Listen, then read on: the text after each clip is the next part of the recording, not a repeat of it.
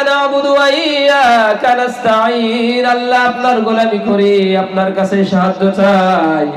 বাইরে এসে যখন আল্লাহর বিধান ছেড়ে শয়তানের বিধান অনুসরণ করে, আল্লাহ বলে তুই বড় মুনাফিক, তুই বড় বিদ্রোহী। কথা বলে ঠিক না?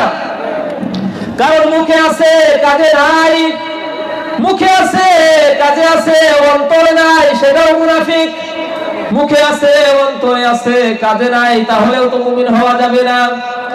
মুমিন যদি হতে হয় তিন জায়গায় মানার দরকার আছে না নাই?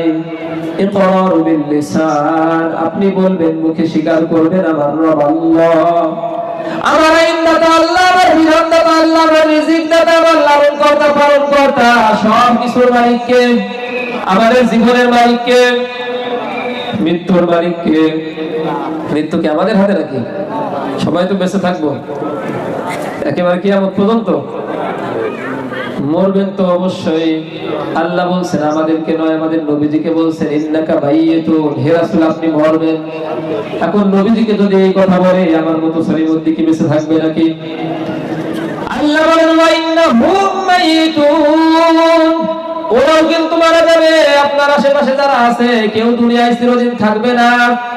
এখন এই আয়াত যদি আমরা নিজেদের দিকে ফিট করি, আল্লাহ আমাদেরকে বলছেন তুমি মরবা, তোমার আশেপাশে যারা আছে সবাই মরবে। কথা বলেন ঠিক কিনা? মরতে হবে, আল্লাহর কাছে যেতে হবে, আল্লাহর কাছে দাঁড়াতে হবে, বিচারের কাঠগড়ায় উঠতে হবে। ওই করে আল্লাহ রাব্বুল আলামিন পৃথিবীতে কাটানোর প্রতিটা মুহূর্ত সেকেন্ডের হিসাব আমাদের কাছ থেকে নেবেন। সুম্মা লাতুসআলুন্না ইয়াওমাইদিন আনিন নাঈম। আল্লাহ বলেছেন আমি একেবারে গুনে গুনে তোমাকে যা নিয়ামত দিয়েছি সব নিয়ামতের হিসাব আমি আদায় করে ছাড়বো। এইভাবে আল্লাহ রাব্বুল আলামিন নেবেন।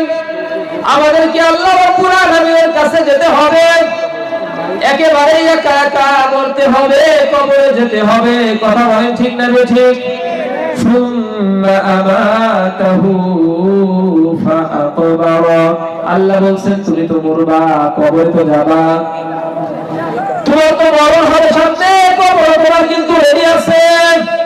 ফুরাদা কামা খালাকনাকুম আউওয়ালা মাররা, তুমি মরবা, কবরে যাবা, কিন্তু তোমার সঙ্গে দুনিয়ার কোন বন্ধু বান্ধব, আত্মীয় স্বজন, পিতা মাতা, ভাই বোন, তোমার নেতা নেত্রী কর্মী কেউ কবরে যাবে না।